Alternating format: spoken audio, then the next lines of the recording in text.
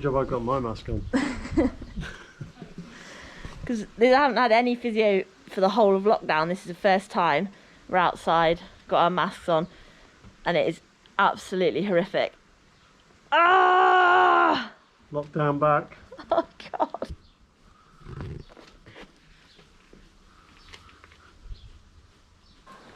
Oh my God. Ow!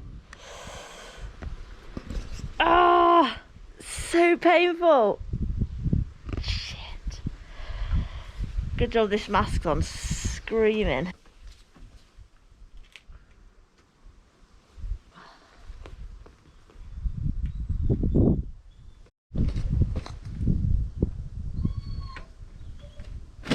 Oh, yes.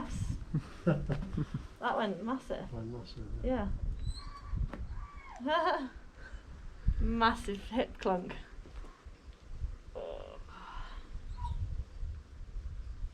That's moving better. Is it?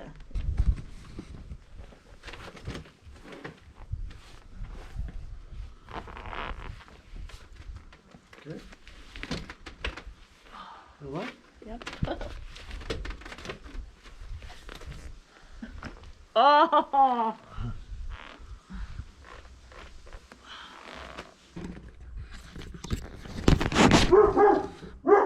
Hi. Oh my God. Ah.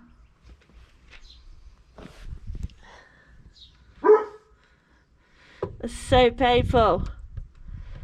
Oh my God.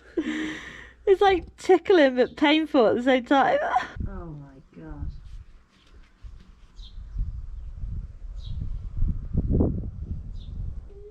Oh my God. Ah. Ah.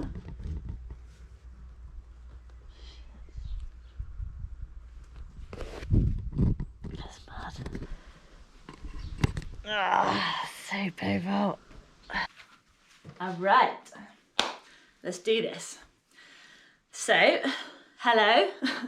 Hi guys, welcome to my Q&A, my interview Rachel episode. So I asked you last week on Instagram to throw me some questions, which you've done, and it's been awesome. There's a lot of questions, so I'll just go through a few.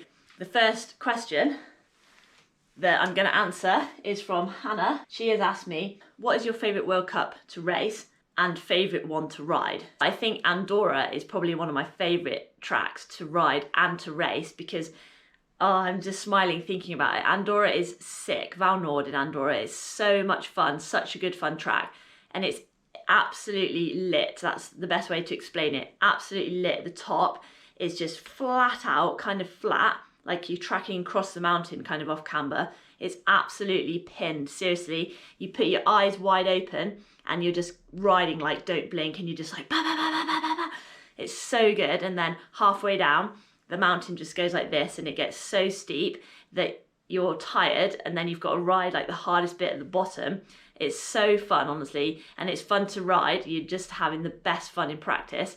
Like whooping, I have to remind myself to slow down, to look at lines.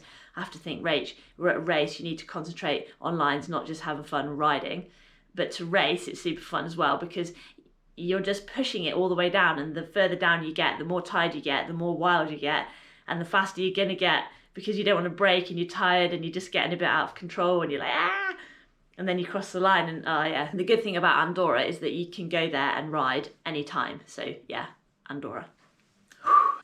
And Hannah has also asked, how do you get into the zone on race day? And a few other people have asked that, you know, mentally, how do you prepare for racing?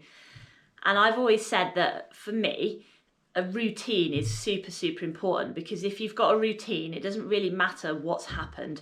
You know, you might have a mechanical. Once my shoes got stolen on race night, so I turned up in the morning to the pit and they were stolen.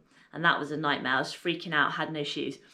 But if you have a routine, you know that whatever's happened, if you've crashed, if you've hurt yourself, if you're feeling too nervous to even get off the chair, which happens a lot, I'm so nervous, I'm sick, physically puking.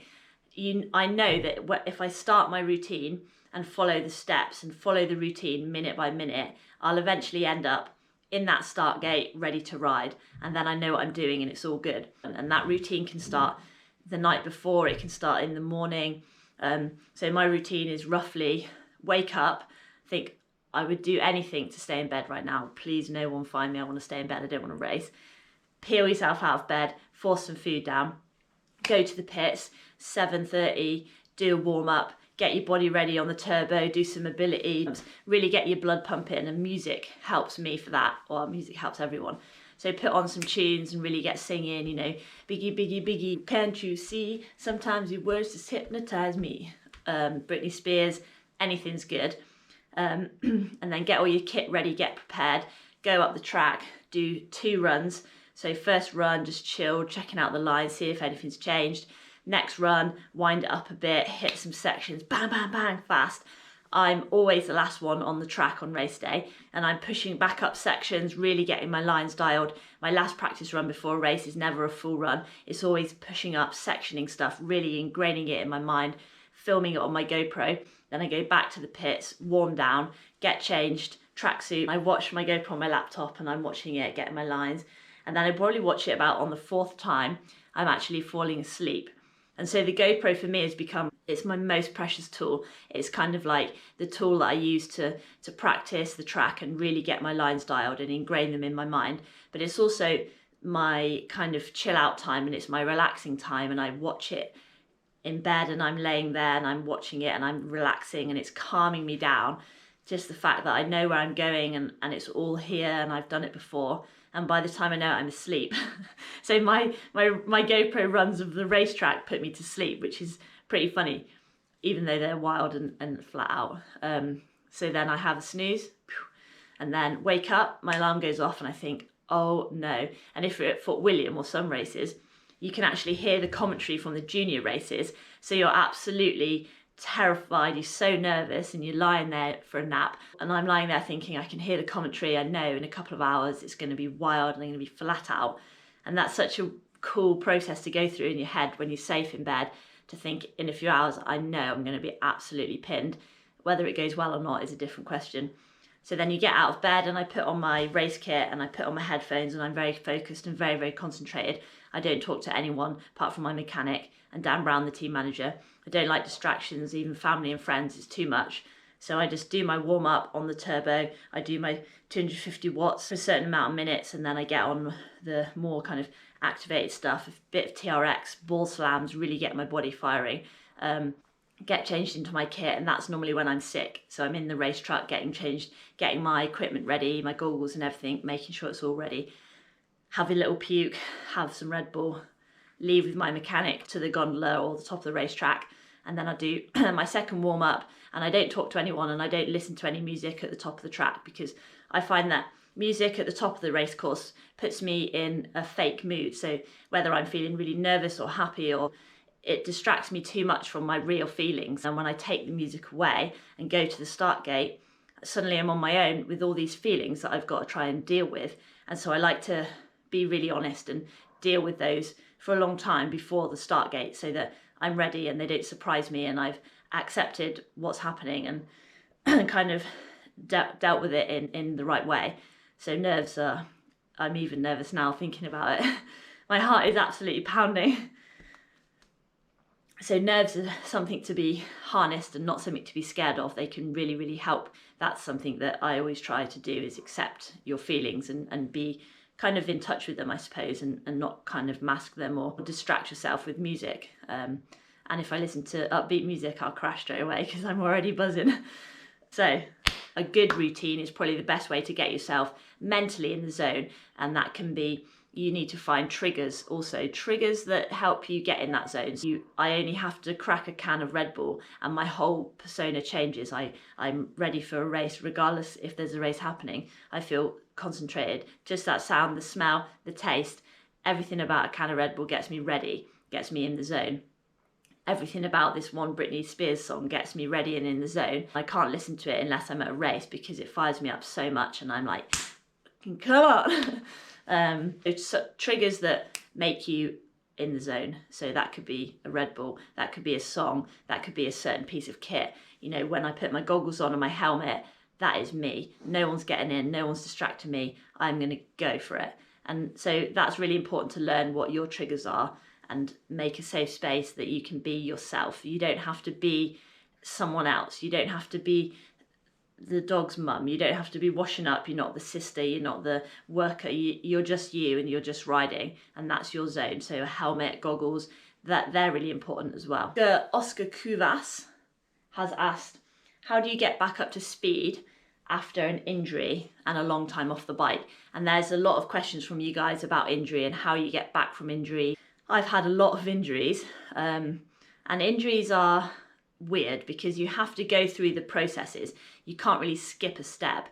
I feel like there's a process, almost like grief, I suppose, the grief, the disbelief, the anger, the acceptance, feeling sorry for yourself, and then the kind of realization that you need to put the work in to get back to where you want to be.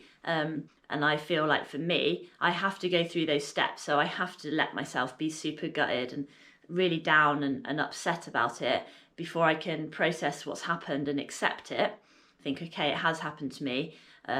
So how am I going to approach this? What am I going to do? How long am I going to feel sorry for myself for?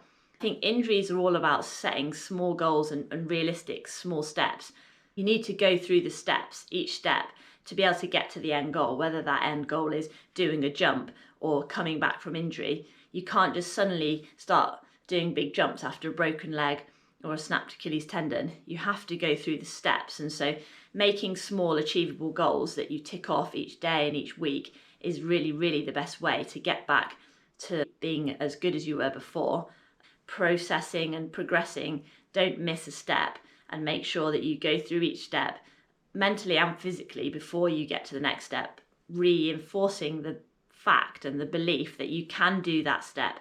You can do a 2-foot drop or jump before you move on to a 5-foot or 10-foot drop or jump. And also enjoying yourself, because an injury is scary, it's hard, it's painful. So you've really got to make it fun for yourself. And when you're having fun and you've really enjoyed yourself, you naturally progress and you naturally start getting more confident. TB125465, best moment in Korea and coolest place you've ever been to. So definitely one of the best memories and moments in my career is when it was at Val de Sol 2008. G and I both won Elite World Champs for the first time. Same day, Josh Bryson won junior men's in the morning. I won the elite women for the first time. I must have been 20 maybe. And then G in the afternoon won the men's. And John Lawler sent me a footage of it the other day. And it makes me cry still. And it's just so emotional. And I just cannot believe that G and I won Elite World Champs for the first time on the same day. And in a close second to the best memories is when G and I won the double at Fort William. And we did the double a couple of times. Cairns, Australia, Fort William, and Val de Sol again. So when G and I won at Fort William, the emotions were ridiculous. G was coming down the track. I'd won in the morning and G was coming down, and I was just like, I literally could not believe it. And I was hugging him and I just felt so proud of him. I just loved him so much in that moment. And then a couple of weeks later, we did it again at Val de Sol. And he was coming down and he crossed the line and I grabbed him and I was like, gee, what the hell has happened? Like, what is going on? It was so cool. And yeah, I owe a lot to my brothers. And one of the special memories I have is in 2008 also. Dan, G and I both won a World Cup in Andorra at the same weekend. So Dan won the 4-cross World Cup. He was coming down racing Cedric and Brian Lopes, and it was so cool. And we were running down the side, screaming at him the night before the downhill race. We were running down, he was in the lead, and we were like, Afi, go, go, go. And it was so sick. And it was his first World Cup, 4-cross World Cup that he'd won. And it was so rad watching him do that. And then the next day, I won the women's against like Sabrina Johnnier, Tracy Mosley, and then G won the men's in the afternoon. And I remember standing at the finish and I was like, pedal, you, like screaming. So cool. A triple win at the World Cup in Andorra 2008. P.S. Brasher, what's your favourite way to train for downhill that isn't actually riding downhill? Good question. The best way that I can train for riding downhill without actually riding downhill is to be physically strong in the gym and to do sprints. So you want to be as strong as basically possible. Physically, upper body, core, glutes, legs, you want to be strong. So lots of big compound moves in the gym, Olympic lift. You want to just be strong. So lots of lifts. So squats, deadlifts, RDLs, bent over rows, lots and lots of just normal weights to get that muscle on. And then you can fine tune it with the more kind of specific stuff once you've got that. Doing sprints on a bike or on an indoor turbo trainer really, really helped me get my system, get my lungs, and get my capacity to deal with the physical demand that downhill puts on you. So repeated sprints, whether that's between 10 seconds and 30 seconds, or even pushing a hard gear for a couple of minutes, anything like that is going to help your body be able to deal with the demands that you're putting on it. Pull-ups for me are one of the best things to keep my shoulders and my upper body in good shape, especially cycling. It's quite rounded, you're quite hunched over, and traveling and stuff. So the basic pull-up for me is one of the best exercises. Ellis Schroppel. I'm sorry if I'm saying that wrong. What was the cutest dog you ever met at Fort William? Fort William is special for lots of reasons, but there's so many dogs there. I love it when I see dogs at races because it really calms me down and makes me feel like I'm at home again. And I've developed this superstition over the years where seeing a dog as I'm on the way to the gondola for my race run, seeing a dog is a really good omen. And if I see a dog, it means I'm going to win. So I'm like, please, someone bring me a dog. But Fort William, there's loads of German pointers, which is the dog I have. Kaio, come here, mate. Here he is. Oh, you're a big dog, aren't you? Big dog. Ah, there's a camera. Do. Emmy 2018 _ Leah has asked, how do you get through the mental and physical pain of that time of the month? So this is a question about periods, and I find it so interesting, and we've talked a little bit between ourselves, the girls who race, that it's mad because you would think that at that time of the month when you get your period it's really going to affect you in a negative way racing, but honestly I've had some of my best wins and my biggest winning margins when I've gotten my period the same day as race day or the day before. So it's just mad. Maybe it's because you do feel a bit more sluggish and you don't feel like doing anything, you try that much harder, or maybe there's something chemically going on. But yeah, that is bizarre. Don't let your period put you off. You can still do everything, you can still ride, you can still perform really, really well. It might just take a bit more effort, a bit more caffeine, a bit more sugar. Because if I'm training and I've got my period, then I crave sugar like nothing else. I need loads of Red Bull to get me out the door. But often it ends up being my best performance. So I'd like to look into that more really and see why that is. But don't let your period put you off. There's quite a few questions about the Atherton bikes. So Loris 29 asks about a 120, 130 mil travel Atherton bike. Someone's asked about a 27.5 trail bike. And the answer is yes, we're developing a few different bikes at the moment. So we've released the downhill bike and the 150 29er, and they're both 29ers. We're definitely developing and testing the other bikes just to find out what we like and what we kind of feel works in our range. It's really exciting, so watch this space. Ray85, can you give any advice on helping your children develop their riding without getting too worried or impacting them with your worries? And there's a few questions about how to keep kids, how to keep your kids interested in it as well once they've already discovered biking. I'm a big believer in learning from your own mistakes. So, you can tell someone to be careful or watch out for this or that, but when you learn from your own mistakes, nothing that makes you learn quicker than your own mistakes. So taking a fall or getting injured is part of that.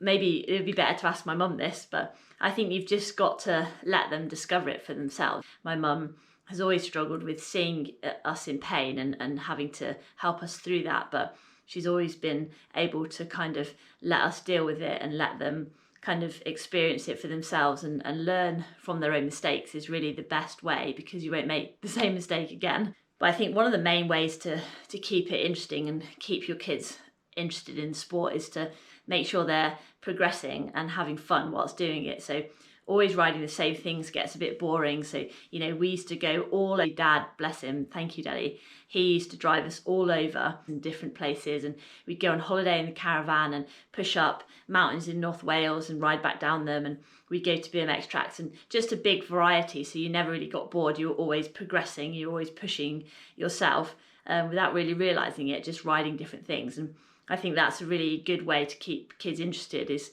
to do a lot of variety and ride different places. So I think that's wrapped it up. I'm not going to do any more because you guys are probably asleep. If you're still watching, thank you very much. Thanks so much for your questions. Sorry I didn't get to all of them, but I can maybe do some more at the end of each YouTube episode or something. Hopefully it's been useful. There's been some tips or ideas in there. But you know what? Biking is fun. It's always about the fun. It's got to be fun, else there's no point in doing it. So whether you're coming back from an injury, whether you're trying to learn jumps, whether you want to get better at racing, whether your kids have just started riding, it's all about having fun. If you're having fun, you naturally progress and you naturally get more confidence. So just try and enjoy it. Find the things that you really enjoy doing and do them. See you later.